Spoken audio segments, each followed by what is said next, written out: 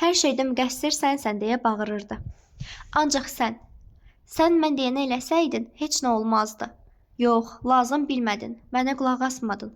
Qoy o buradan rədd olsun, içsin, getsin. O fahişədir. Onun adı budur, indi onun bir yolu var. O da cəhənnəmdir. Qoy ora getsin. Mən öz başımın dərdini çəkəcəyəm. Bəsdir, kifayətdir. O öz kiçik yataq otağına getmək istəyərkən çevrildi. Lakin qapıya çatmadan dayandı. Qoy buradan rədd olsun, deyə quduzcasına təkrar etdi. Mənim evimdə onun yeri yoxdur. Bugün rədd olsun. Bu saat. Bundan sonra mən onu evimin qapısına da buraxmaram. Məni necə biabr etməyi ona göstərərəm. Onu bugün qovma, deyə Mrs. Erhart yalvardı. Gedəsi yeri yoxdur. Yox, elə bugün. Onun sərt üzündə yenilməz qətiyyət əks olunurdu. Bu dəqiqə. Qoy özünə başqa ev axtarsın. Bu ev onun zövqünə görə olmadı. Qoy cəhənnəm olsun. Qoy yad evlərdə qalmağın dadını görsün. O otaqdan çıxdı. Saat 6-nın yarısında Mrs. Erhart göz yaşları içərisində şam hazırlamağa başlayanda Jenny qayıtdı. Ana qapının döyüldüyünü eşidərkən diksindi. O bilirdi ki, bu saat tufan qopacaqdı. Ata Jenny'ni astanada qarşıladı. Rədd ol gözümdən, deyə o qəzəblə bağırdı.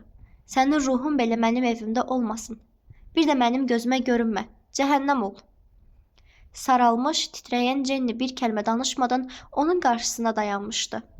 Onunla qayıtmış uşaqlar heyrət və qorxu içində onu dövrəyə aldılar. Bacılarını zərif bir məhəbbətlə ürəkdən sevən Veronika və Marta ağlamağa başladılar.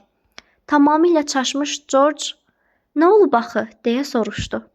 "Qoy rədd olsun," deyə Erhart təkrar etdi. "Mən onu evimdə qalmasını istəmirəm. Əxlaqsız olmaq istəyir. Öz işidir. Qoy buradan cəhənnəm olsun." O qızına nəzər salaraq əlavə etdi. Yığışdır şeylərini. Jenny bir kəlmə danışmadı. Lakin uşaqlar daha da ucadan ağladılar. "Susun," deyə Erhart çığırdı.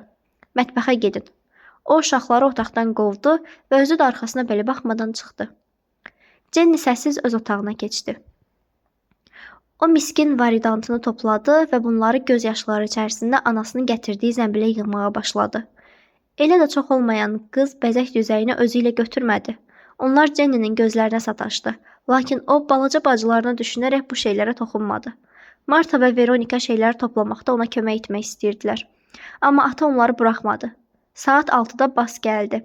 Bütün ailəni mətbəxdə təşviş içində gördükdə nə üz verdiyini soruşdu. Erhart qaşqabaqlı ona baxıb cavab vermədi. "Nə olub?" deyə Bas təkid etdi. "Niyə bura yığışıbsınız?" Mrs. Erhart göz yaşları içərisində pıçıldadı. "Atan Jenny-ni evdən qovubdu." Bas heyrət içində gözlərini bərəldərək, "Nə üçün?" deyə soruşdu. "Nə üçün qovduğunu mən sənə deyərəm." Erhart almanca danışdı. "Onun üçün ki, o fahişədir. Bax bunun üçün." İş o yerə çatdı ki, ondan 30 yaş böyük olan, onun üçün ata olmağa yarayan bir adam onu məhv etdi. İndi qoy çətin vəziyyətdən nə cür istəyirsə, elə də çıxsın. Bu saat buradan rədd olmalıdır. Bas ətrafa baxdı. Uşaqlar gözlərini geniş açdılar. Hamısı, hətta ən balacaları belə nə isə dəhşətli bir hadisə olduğunu hiss edirdilər. Lakin yalnız Bas nə üz verdiyini anlayırdı. "Bu gecə vaxtı sən onu hara qovursan?" deyə Bas soruşdu. "Bu vaxt qıza küçədə qalmaq yaramaz. Səhərə kimi gözləmək olmaz?" "Yox," deyə Erhart cavab verdi. "Bu əbəsdir," deyə ana ehtiyatla dilləndi. Erhart, "Qoy elə bu saat getsin," dedi. "Bir də mən bu barədə bir kəlmə eşitməyim." "O hara gedəcək?" deyə Bas təkid etdi. Mrs. Erhart acizanə, "Bilmirəm," dedi. Bas bir daha hamını nəzərdən keçirdi, amma bir söz demədi. Bir az sonra ana Erhartın bir az üzünü çevirdiyindən istifadə edərək gözü ilə qapını göstərdi. O öz başı ilə otağa getdiyirdi. Bas çıxdı. Sonra Mrs. Erhart risk edib işi dayandırdı və oğlunun dalınca getdi. Uşaqlar biraz da mətbəxdə oturdular. Sonra bir-birinin ardınca sürüşüb getdilər. Ata tək qaldı. Onun zənnincə kifayət qədər vaxt keçdikdən sonra o da qalxdı. Ana qızına tələsik lazımi məsləhətlər verirdi. Ünvanını bildirməli idi. Bas indi onunla birlikdə çıxmayacaqdı. Amma qoy Jenny bir qədər evdən uzaqlaşsın və onu küçədə gözləsin. O Jenny-ni yola salar. Ata işdə olanda ana onun, yəni qızının yanına gələr, yaxud Jenny evə gələr. Qalan məsələləri gələcək görüşə qədər təxirə salmaq olar. Onlar hələ danışıb qurtarmamışdılar ki, Erhart otağa daxil oldu. "O gedəcək ya yox?" deyə sərt bir səslə soruşdu. "Bu saat," deyə Mrs. Erhart ilk dəfə meydan oxuyan bir səslə cavab verdi. "Bas." Nə həşirdi dedi. Lakin atası elə qəzəblə qaşlarını çatdı ki, onun artıq etiraz etməyə cəsarəti çatmadı. Jenny öz yeganə yaxşı paltarında əlində səbət daxil oldu. Onun gözləri qorxu ilə baxırdı. Çünki sərt imtahanlardan keçəcəyini bilirdi. Lakin o artıq qadın olmuşdu. O sevgidə qüvvət, səbirdə dayaq, istinadgah tapmış və fədakarlığın böyük ləzzətini dadmışdı. O dinməz söyləməz anasını öpdü. Yanaqlarından göz yaşları axırdı. Sonra o döndü və yeni həyatla qarşılaşmağa çıxdı. Qapı onun arxasınca bağlandı. 10-cu fəsil. Jenny'nin bu çətin günlərdə burulğanına, girdablarına atıldığı dünyada xeyir həmişə ta əzəldən öz yaşamaq hüququnu əbəs yerə müdafiə etmişdi. Çünki xeyirxahlıq insanlara yaxşılıq arzulamaq və onlara yaxşılıq etmək qabiliyyətidir. Xeyirxahlıq hamıya və hər kəsə məmnuniyyətlə, sevinclə xidmət etməyə hazır olan alicənablıqdır. Lakin cəmiyyət bu keyfiyyəti o qədər də qiymətləndirmir. Özünüzü ucuz qiymətləndirin. O zaman sizə etinasız yanaşacaq, sizi saymayacaq, ayaqlar altında tapdalayacaqlar. Xidmətinizə görə olmasa da özünüzü yüksək qiymətləndirin. O zaman sizə hörmət edəcəklər. Cəmiyyət bütövlükdə insanları olduqca pis tanıyır. Onun yeganə meyarı başqaları nə deyərdi? Onun yeganə ölçüsü özünü mühafizə hissidir. Filan kəs öz varidatını mühafizə etmişdirmi? Filan qadın öz təmizliyini saxlamışdırmı? Göründüyü kimi, ancaq tək-tək nadir adamlar bəzən öz müstəqil rəylərini ifadə etməyə qabildirlər. Jenny özünü yüksək qiymətləndirməyə cəhd etmirdi. Onda özünü fəda etməyə fitri, təbii bir meyil var idi. Pislikdən, şərdən qorunmağa kömək edən yaşayış xütbəsliyini ona aşılamaq heç də asan iş olmazdı. Yüksək gərginlik dəqiqələrində insan daha çox nəzərə çarpan bir aydınlıqla yüksəlir. O, qüvvə və istedadının xeyli artdığını duyur. Biz hələ titrəyirik, yanlış addım atmaqdan qorxuruq. Lakin biz inkişaf edirik, yüksəlirik. İlham alovları bizə rəhbərlik edir. Təbiət heç kəsi rədd etmir. Mühit, yaxud cəmiyyət bizdən üz döndərirsə, biz yenə də bütün mövcud olanlarla dostluqda qalırıq. Təbiət alicənabdır. Külək və ulduzlar sənin dostlarındır. Sən ancaq mərhəmətli və həssas ol. O zaman böyük həqiqəti dərk edərsən. Bəlkə də bu həqiqət sənə hazır düsturlar şəklində deyil. Nəticə etibarı ilə idrakin mahiyyətini təşkil edən sevinc və rahatlıq duyğusu ilə gəlib çatacaqdır. Rahatlıqda müdriklik qazanarsan. Jenny qapıdan biraz uzaqlaşan kimi bas ona çatdı. Səbəti bir mənə ver, dedi.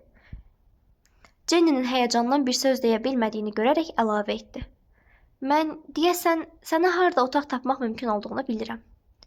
O, Jenny'ni heç kəsin onları tapmadığı cənub məhəllələrinə bir qarının yanına apardı. Bu qarı basın indi işlədiyi mağazadan pulunu hissə-hissə ödəmək şərti ilə divar saatı almışdı. Bas bilirdi ki, onun pula ehtiyacı var və otaq kirayə vermək istəyir. Sizin otağınız hələ tutulmayıb ki, deyə o qadından soruşdu. Qarı Jenny'ni nəzərdən keçirərək, yox, dedi. Bəlkə siz onu mənim bacıma verəsiniz. Biz başqa şəhərə köçürük, o isə hələ burada qalmalıdır. Qarı razı oldu və Jenny müvəqqəti sığınacaq tapdı. Bacısının halına ürəkdən kədərlənmiş Bas, sən kevini pozma, dedi. Hamısı yoluna qoyular. Anam da dedi ki, sən ürəyini sıxmayasan. Sabah atam işə gedəndə evə gəl.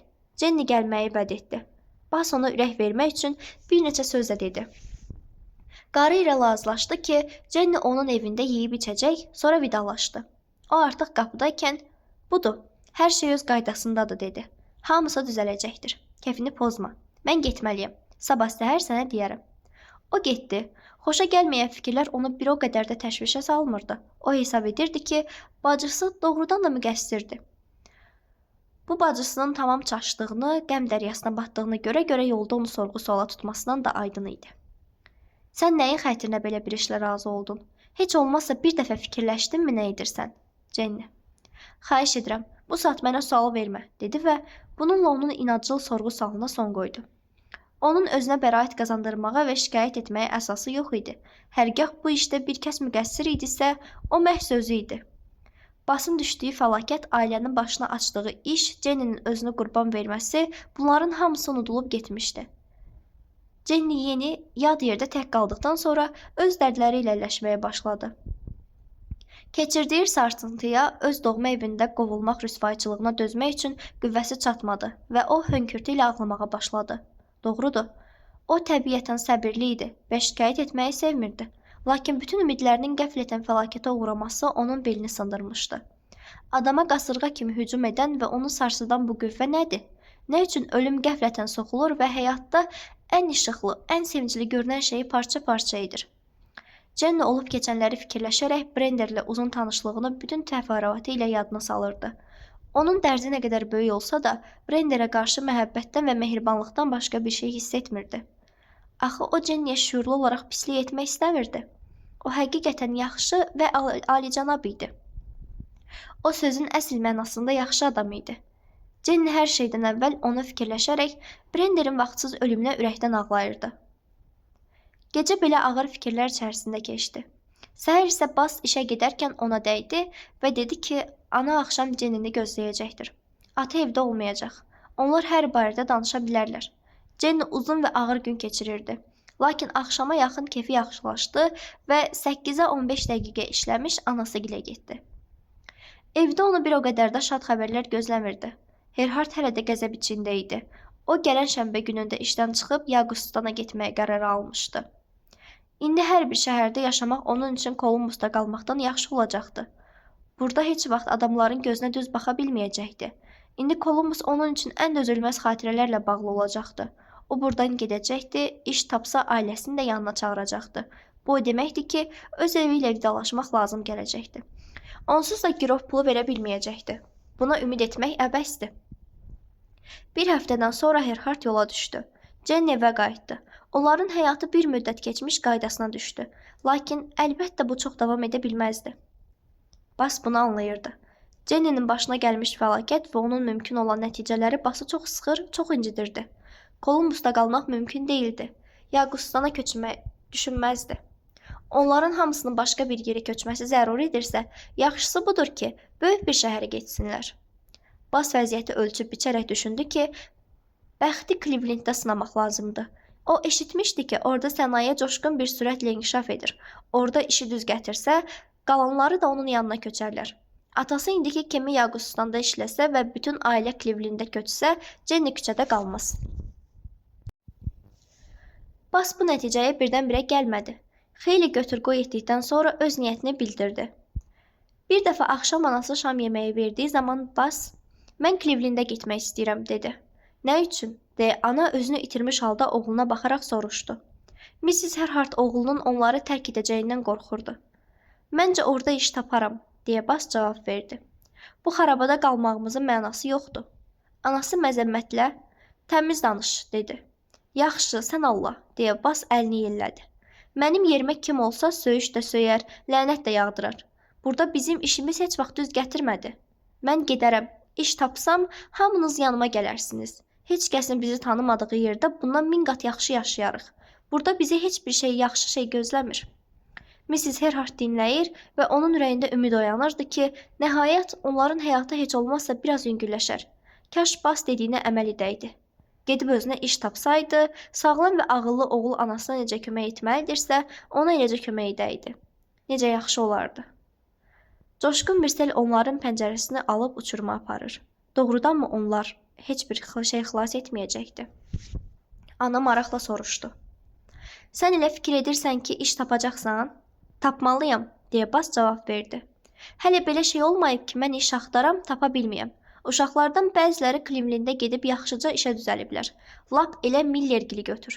O əllərini cibinə qoyub pəncərəyə baxdı. Sonra, "Səncə mən orada işə düzələnə qədər siz burada dolana bilərsinizmi?" deyə soruşdu. "Elə fikir edirəm ki, dolanarıq," deyə ana cavab verdi. "Atan indi işləyir, biraz pulumuz var. Bu pulu..." O düşdükləri vəziyyətdən utanaraq bu pulun hardan, hansı məbəddən gəldiyini deyə bilmədi. Bas qəmgin, "Hə, başa düşürəm," dedi. "Payıza qədər ödənilməli borcumuz yoxdur. Payızda onsuz da hamısını atmaq lazım gələcək," deyə Mrs. Herhard əlavə etdi. O evin girov haqqı barəsində danışırdı. Növbəti ödəniş sentyabrda idi. Onlar şəksiz pulu verə bilməyəcəkdilər. O vaxta dək başqa şəhərə köçə bilsək, məncə bir təhər dolanarıq. Bas qətiyyətlə, "Mən də elə edəcəyim," dedi. "Gedəcəyim." Beləliklə ayın axırında o işdən çıxdı və ertəsi gün Clevelandda yola düşdü. 11-ci fəsil. Jenny'nin həyatında bundan sonraki hadisələr bizim müasir əxlaqın ən ciddi surətdə qadağan etdiyi hadisələr sırasına daxildir. Ana təbiətin öz işini sakitlik və qaranlıq içində görən bu əzəmətli və müdrik qüvvənin bəzi qanunları onun ana təbiətin özü tərəfindən yaradılmış, bəzi xırda şəxsiyyətlərə çox rəzil görünür. Biz yeni həyatın doğuluşu ilə əlaqədar olan hər şeydən üz çeviririk. Sanki bununla açıqcasına maraqlanmaq insana layiq deyildir. Bütün varlığı fasiləsiz surətdə yeni həyat yaratmaqdan ibarət olan dünyada havanın, suyun, torpağın, günəş işığının, hər şeyin insanın daxili doğulmasına xidmət etdiyi bir dünyada belə bir hissin əmələ gəlməsi maraqlıdır. Tək insan deyil, bütün aləm, nəsli davam etdirmə hissi ilə yaşayıb yaratdığı halda hər şeyin dünyaya eyni yolla gəldiyinə baxmayaraq, nədənsə buna mənasız surətdə boş yerə göz yummağa, bundan ikrahla üz döndərməyə çalışırlar. Sanki təbiətin özündə nə isə natəmiz bir şey vardır. Mayamız qəbahətdəndir və günah içində doğulmuşuq. Riyakar adam təbiətin qanunlarına belə qeyri-təbii izahat verir və cəmiyyət də həqiqətən eybəcər olan bu mühakimə ilə dinməz söyləməz razılaşır. Şeylərə belə baxış şübhəsiz kökündən yanlışdır. Fəlsəfənin öyrətdiyi həqiqətlər, biologiyanın gəldiyi nəticələr insanın gündəlik təfərrüatına daha da möhkəm daxil olmalıdır. Təbiətdə alçaq proseslər, qeyri-təbii hallar yoxdur. Müəyyən cəmiyyətin əsaslarında və adətlərində təsadüfən kənara çıxmaq heç də sözsüz günah işləmək demək deyildir.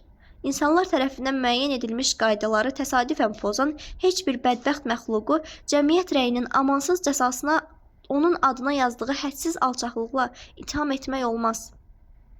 İndi Jenny təbiət möcüzünün nə qədər yanlış şərh olunduğunu öz gözləri ilə görə bildi. Axı Brender vəfat etməsəydi, bu möcüzə müqəddəs sayılar və həyatın ali təzahürlərindən biri hesab olunardı. Bu qədər təbii həyatı prosesin bütün qanunlarından nə ilə fərqləndiyini anladığına baxmayaraq, ətrafdakılar onu məcbur edirdilər. Duysun ki, onun nəsibliyi alçalmaqdır, vəziyyəti günahdır və günahdan doğulmuşdu. Bütün bunlar gələcəkdə adamların ondan uşağa qarşı tələb edəcəkləri məhəbbət, diqqət və qayğıkeşlik kimi hissləri az qala qızda öldürmüşdü. Bu yetişən təbii və zəruri məhəbbət Jenny'nin nəzərində az qala bir bəlaya, pisliyə çevrilmişdi. Onun kimlərini bir neçə əsr əvvəl cəzalandırdıqları kimi Jenny'ni edam kürsüsünə aparmadılar, həbsxanaya atmadılar. Lakin ətrafdakıların cəhaləti və kütlüyü onun vəziyyətində cəmiyyətin qanunlarını pis məqsədlə, qəsdən və alçaqcasına pozmaqdan başqa bir şey görməyə mane olurdu. Bu isə yalnız ümumi nifrət cəzasına layiq hesab olunurdu. Ona ancaq çəpəki nəzərlərdən qaçmaq və daxilində baş verən böyük dəyişikliyin iztirabında sükut içərisində çəkmək qalırdı. Necə qəribə olsa da, o yersiz vicdan əzabı duymur, faydasız peşmançılıq çəkmirdi. Ürəyi təmiz idi, qəlbi sakit və arxain idi. Doğrudur, onun dərdi unudulmamışdı. Lakin dərd əvvəlki kəskinliyini itirmişdi. Onda ancaq bəzi Jenny'nin gözləri yaşla dolduran tutqun inamsızlıq və heyrət qalmışdı. Siz sakit yay günündə meşə qurusunun qurudulanmağını eşidirsiniz. Sizin uzaq bir yerdə şırıltısını və zümzüməsini heç kəsin eşidə bilmədiyi kiçik, əsrarəngiz bir çaya təsadüf etdiyiniz hallar olmuşdu. Keçən ilin ölü yarpaqları altında, qar örtüyü altında sanki mavi yaz səmasına səs verərək Xədicə gülüş açırdı. Yeni həyat da belə yaranır. Jenny tək qaldı. Lakin o, meşə qumrusu kimi bütün varlığı ilə yayın nəvazişli mahnısını xatırladırdı. O ev işi ilə məşğul olur, daxilindəki prosesin başa çatmasını sakit və şikayətlənmədən gözləyirdi. Axı o bətnində böyüyən körpə üçün müqəddəs bir sığınacaqdan başqa heç bir şey deyildi. Boş vaxtlarında həyatın sehri ilə tilsimlənmiş kimi sakit xəyallara dalırdı. Anasına kömək etmək üçün xüsusilə çox əlləşmək lazım gəldikdə isə o bəzən zümzümə etməyə başlayırdı. Çünki işləyəndə fikri dağıtmaq asan olur. O həmişə gələcəyə aydın və soyuqqanlı mətanətlə sakit baxırdı. Qadınların hamısı buna iqtidarlı deyillər. Əfsus ki, təbiət dəyərsiz daxili aləmə malik qadınların da ana olmasına ümumiyyətlə imkan verir. Bu adı layiq qadınlar kamala çatdıqda ana olduqlarına sevinir. Bəşəriyyət qarşısında öz böyük borclarını iftixarla, məmnuniyyətlə yerinə yetirirlər. Jenny yaş etibarilə demək olar ki, hələ uşaqdır. Bədəncə və ruhən artıq yaşlı qadın idi. Lakin onun hələ həyat haqqında və həyatda özünün yeri haqqında aydın təsəvvürü yox idi. Onun indiki qeyri-normal vəziyyətə gəlib çıxardan fövqəladə hadisə müəyyən mənada onun ləyaqətini göstərirdi. Bu hadisə onun mətanətini, həssaslığını, borcu hesab etdiyi məqsəd xatirinə özünü qurban verməyə hazır olduğunu təsdiq edirdi. Əgər bu onun üzərinə yeni, daha ağır və mürəkkəb məsuliyyət qoyan gözlənilməz nəticəyə gətirib çıxartdısa, bu onda özünü müdafiə instiktinin başqa hisslərdən zəif olduğunu göstərirdi. Bəzən o qarşıdakı doğum haqqında qorxu və çaşqınlıqla düşünürdü. Ehtiyat edirdi ki, bir vaxt bu uşaq ona tənə vuracaqdır. Lakin həmişə həyatın əzəli ədaləti haqqında can qurtaranan fikirlər onu tamam ruhdan düşməyə qoymurdu. O düşünürdü ki, insanlar qəsdən sərt ola bilməzlər. Onda ilahi xeyirxahlıq və məhəbbət haqqında tutqun təsəvvür yaşayırdı. Həyat həm yaxşı, həm də pis. Ağır saatlarında gözəldir. Həmişə də gözəldir. Bu fikir onun şuurunun birdən-birə deyil. İntizarla dolu olan uzun aylar ərzində gəldi. Ana olmaq necə gözəldir. Hətta indiki ağır şəraitdə belə. Jenny hiss edirdi ki, öz uşağını sevəcəkdi və həyat imkan versə, onun üçün yaxşı ana olacaqdı. Məsələ də elə bundadır. Həyat imkan verəcəkmi? Çox şey etmək lazım idi. Uşağa vacib olan şeylərin hamısını tikməli, öz səhhətinin, yeməyinin qayğısına qalmalı idi. Bu qayğılarla bərabər Jenny atasının qəflətən qayıtmasından çox qorxurdu. Lakin o qayıtmadı. Onlar nə xəstəlik olursa olsun, Herhard ailəsinin bütün üzvlərini müalicə edən qoca həkimə, doktor Eleonora müraciət etdilər. O bir neçə yaxşı məsləhət verdi. Dinin ehkamları Luther kilsəsinin bu oğluna geniş qəlbli, alicənab həkim olmasına maneçilik törətməmişdi. Uzun illərin təcrübəsi sayəsində o belə bir nəticəyə gəlmişdi ki, dünyada bizim müfəffəkkirlərin yuxusuna belə girməyən, həyat haqqında bizim xırda, obyvatel təsərrüfatımıza uyğun gəlməyən çox şey vardır. Mrs. Herhard bütün əhvalatı ona nağıl edib qurtardıqdan sonra həkim dedi. Bəs belə, siz dərs çəkməyin. Belə şeylər sizin düşündüyünüzdən tez-tez olur. Hərgah siz həyat haqqında, öz qonşularınız haqqında mənim bildiyim qədər bilsəydiniz, ağlamazdınız. Sizin qızınız bunun öhdəsindən çox yaxşı gəlir. Sağlamdır, möhkəmdir. Sonra bir yerə köçər və heç kəs bir şey bilməz. Qonşuların rəyi üstündə kədərlənməyə dəyərmi? Bu sizə göründüyü kimi nadir hadisə deyil. Mrs. Herhard yüngülcəsinə nəfəs aldı. Bu həkim necə ağıllıdır? Onun sözləri yazıq anaya bir qədər ürək verdi. Jenny isə onu maraqla və qorxusuz dinlədi. O özünü deyil, uşağı düşünür və həkimin bütün məsləhətlərini mütləq yerinə yetirmək istəyirdi. Həkim uşağın atasının kim olduğu ilə maraqlandı. Cavabı eşitdikdən sonra gözlərini səmaya qaldırdı. Arxayın ola bilərsiniz ki, uşaq çox qəşəng olacaqdı, dedi. Nəhayət uşağın dünyaya gəlmək vaxtı çatdı. Doktor Eleonger buradaydı. Ona 6 uşağın anası olan, nə etmək lazım gəldiyini dürüst bilən Mrs. Herhard kömək edirdi.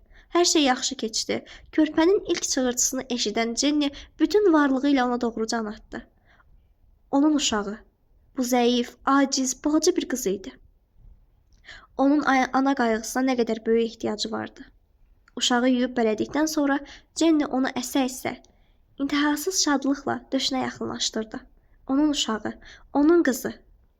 Jenny onun üçün yaşamaq və işləmək həvəsi ilə alovlanırdı. Hətta bu saat olduqca zəifkən ümumiyyətlə səhhətinin möhkəm olmağına sevinirdi. Doktor Eleonger qabaqcadan deyirdi ki, Jenny tez sağalıb ayağa duracaqdı. O hesab edirdi ki, Jenny yataqda 2 həftədən çox qalmayacaqdı. Doğrudan da 10 gündən sonra o həmişəki gümrah və möhkəm olaraq gəzməyə başladı. Jenny təbiətin qüvvətli və sağlamı idi. İdeal anaya lazım olan bütün keyfiyyətlərə malik idi. Qətedici sakit saat keçdi və onlar demək olar ki, yenə əvvəlki kimi yaşamağa başladılar. Başdan başa o bir bacı qardaşlar nə üz verdiyini dərindən anlaya bilməzdilər. Onlar hələ çox cavan idilər. Jenny'yə güya senator Brenderə ərə getdiyini və nikahdan sonra senatorun qəflətən öldüyünü onlara dedikdə hamısı buna inandı. Uşaq doğulana dək onlar bu barədə heç bir şey bilmirdilər. Mrs. Herhard həmişə hər şeyin dalınca göz qoyan və hər şeyi bilən qonşulardan qorxurdu. Hərgah bundan biraz əvvəl Clevelanddə işə düzəlmiş Bas ona tamam sağalıb möhkəmlənənə kimi bütün ailənin onun yanına köçməyi və orada yeni həyat qurmalı olacağını yazmasaydı, Jenny bu şəraitə dözə bilməzdi. Clevelanddə işlər yaxşı gedir. Onlar Columbusdan gedəndən sonra indiki qonşuları ilə bir daha görüşməyəcəklər. Jenny isə özünə bir iş tapar bilər. Hələlik Jenny evdə qalırdı. 12-ci fəsil. Bas Clevelanddə gəlib çıxdığı zaman şəhər günbəgün deyil, saat basaat boy atırdı. Bu mənzərə gəncin ruhi mühafizətini tez bərpa etdi. Onda öz işini və ailəsinin işini düzəltmək ümidi oyatdı. Bircə onlar gəlsəydilər, deyə o düşünürdü. Çətini onlara iş tapmaqdı. İş düzələndən sonra hər şey yoluna düşər. Burada heç nə son zamanlar ailənin başına gəlmiş bədbəxtçiliyi yada salmırdı. Burada təkcə öz görkəmi ilə daha uzaq bədbəxtlikləri xatırladan tanışlar yox idi. Hamı fəal və yorulmaz idi. Adama elə gəlirdi ki, ötən günlərdən və keçmiş təqsirlərdən yaxa qurtarmaq üçün tini burulmaq kifayətdir. Hər bir yeni məhəllədə yeni aləm açılırdı. Bas bura gələn kimi tütün mağazasında iş tapdı. Ay yarım qulluq etdikdən sonra gözəl planlarını şərh edərək evə məktub yazmağa başladı. Jenny fürsət düşən kimi gəlməlidir. Sonra o iş tapana kimi qalanları da gəlməlidir.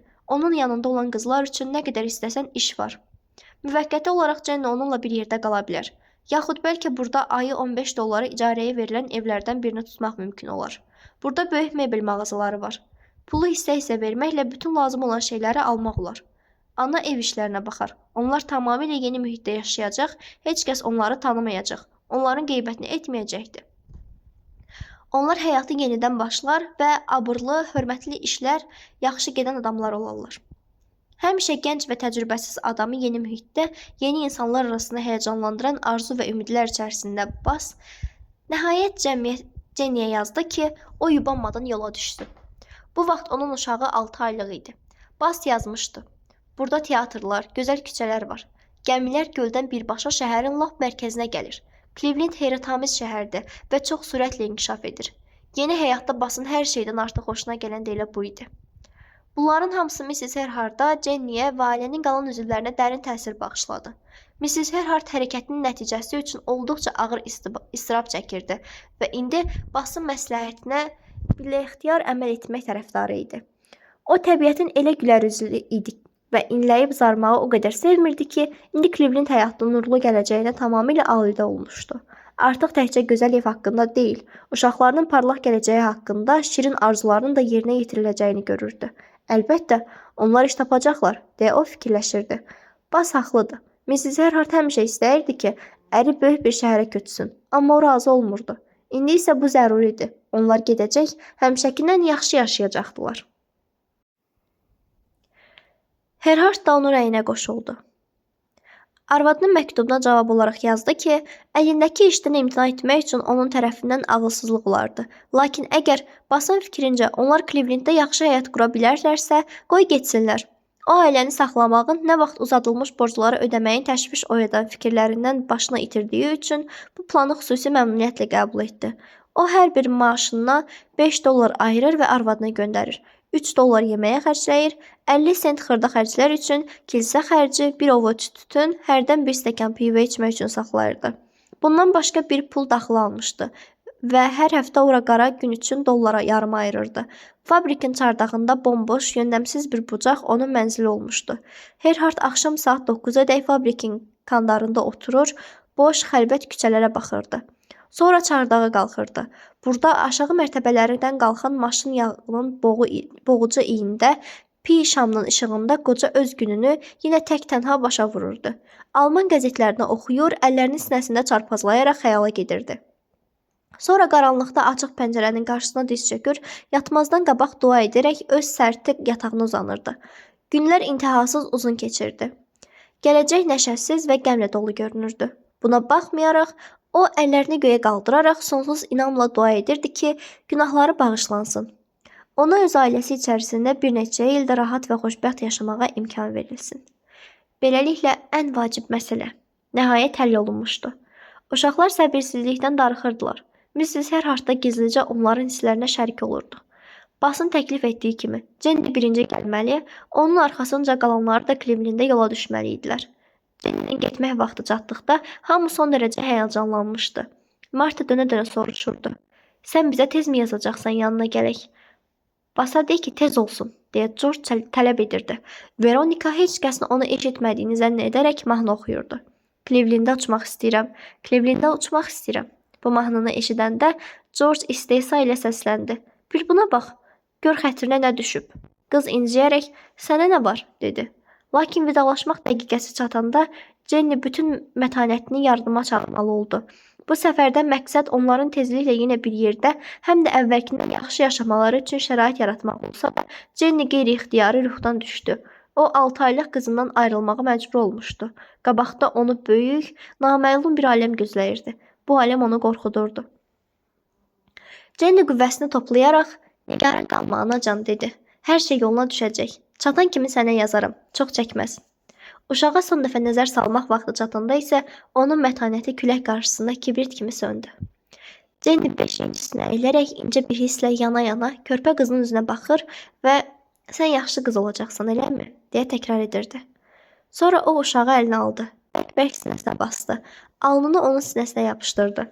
Mrs. Herhart görürdü ki, Jenny'nin bütün bədəni titrəyir. O qızına ürək-dirək verməyə başladı. "Bəsdir, bəsdir. Belə həyəcanlanmaq nəyə gərəkdir? Balacaya mənimlə pis olmayacaq.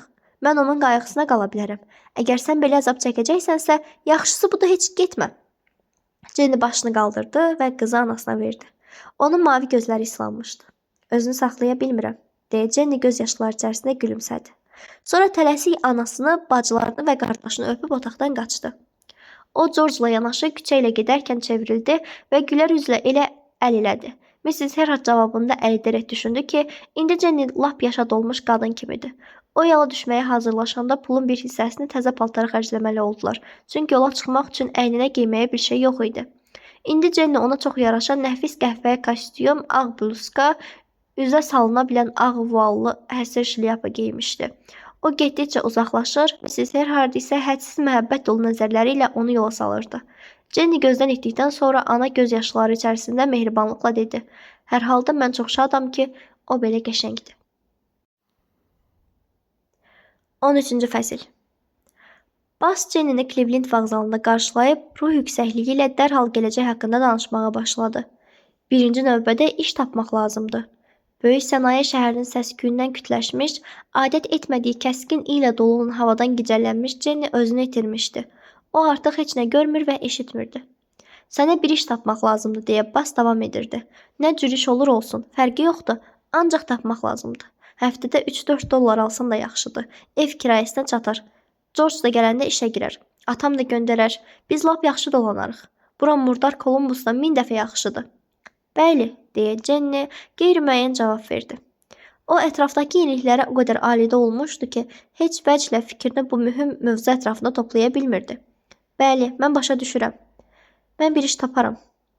Jenny yaş etibarilə olmasa da ağılca xeyli böyümüşdü. Yenicə keçirmiş olduğu imtahan onun üzərinə həyatın nə kimi böyük məsuliyyət qoyduğunu aydıncasına anlamağa kömək etmişdi.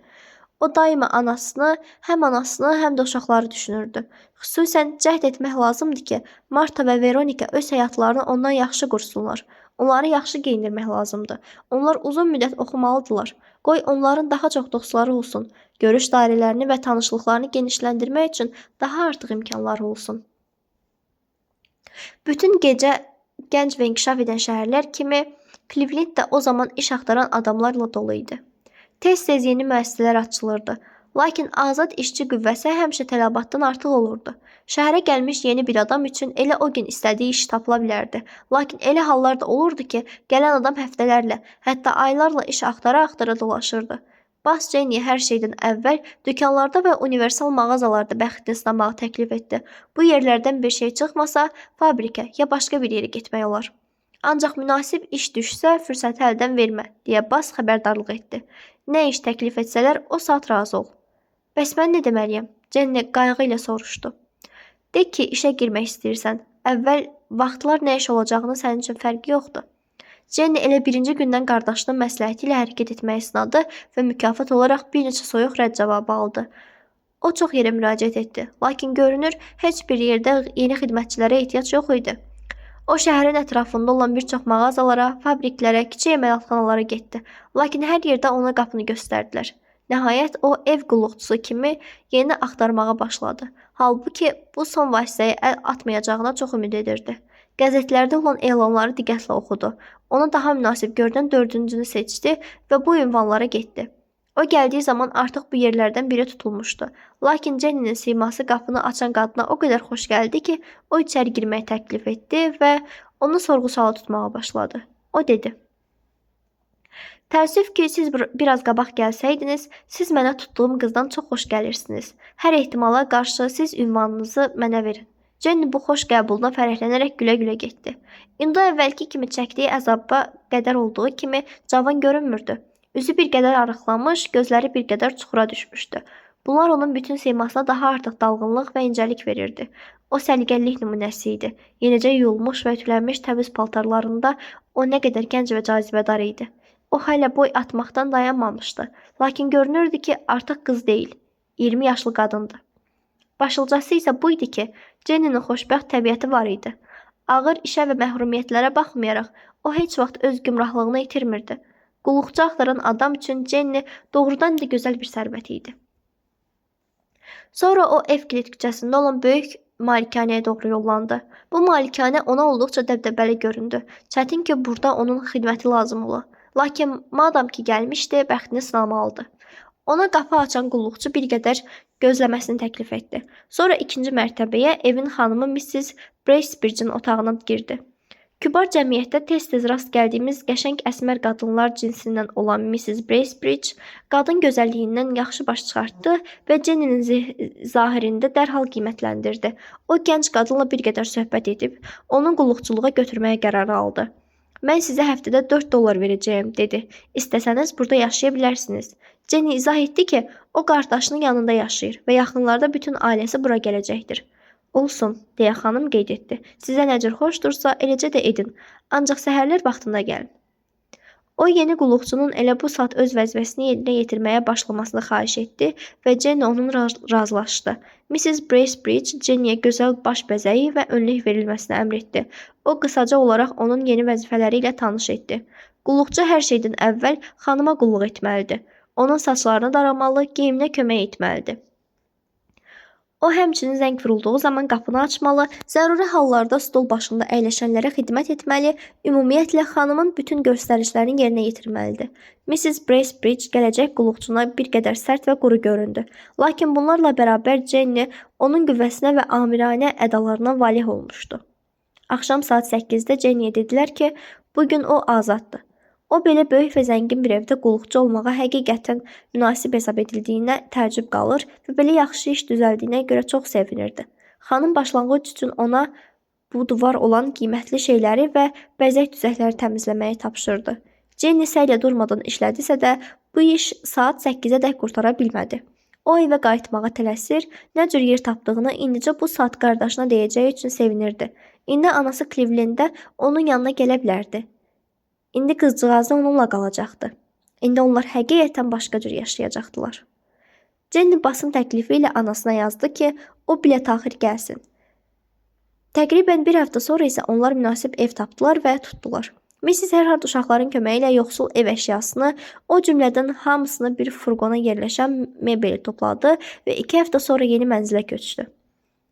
Mrs. Herhard yaxşı və səliqəli evdə yaşamağı həmişə necə arzulayırdı. Möhkəm və gözəl yumşaq mebel, xoş rəngli qalın xalça, çoxlu stol, kreslolar, şəkillər, kuşetka, pianino, ömrü boyu belə gözəl şeylərin həsrətini çəkmişdi. Lakin öz arzularını yerinə yetirməyə heç vaxt imkan tapmamışdı. Buna baxmayaraq o ümidini itirməmişdi. Bəlkə bir vaxt bunların hamısından zövq almaq səadəti ona nəsib olacaqdı. Deyəsən, elə indi tale onun üzünə gülümsəməyə başlayır.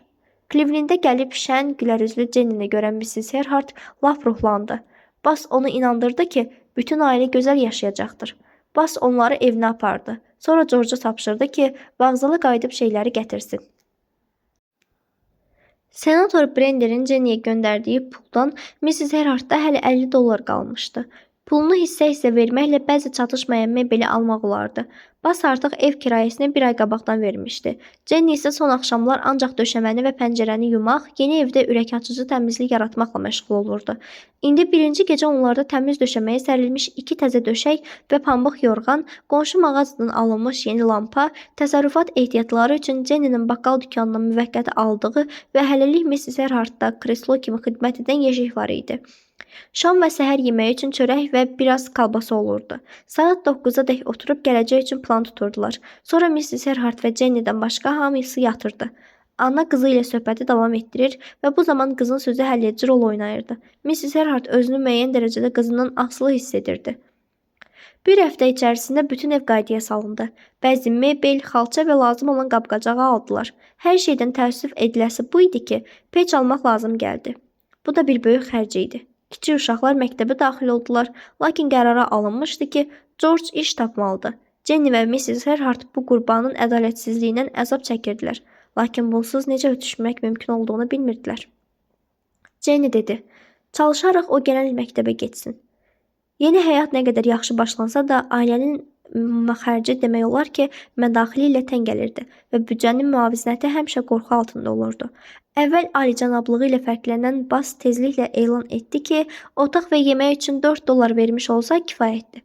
Jenny bütün qazancını verirdi və inanırdı ki, təkcə onun qızına yaxşı baxılsa ona heç nə lazım deyil.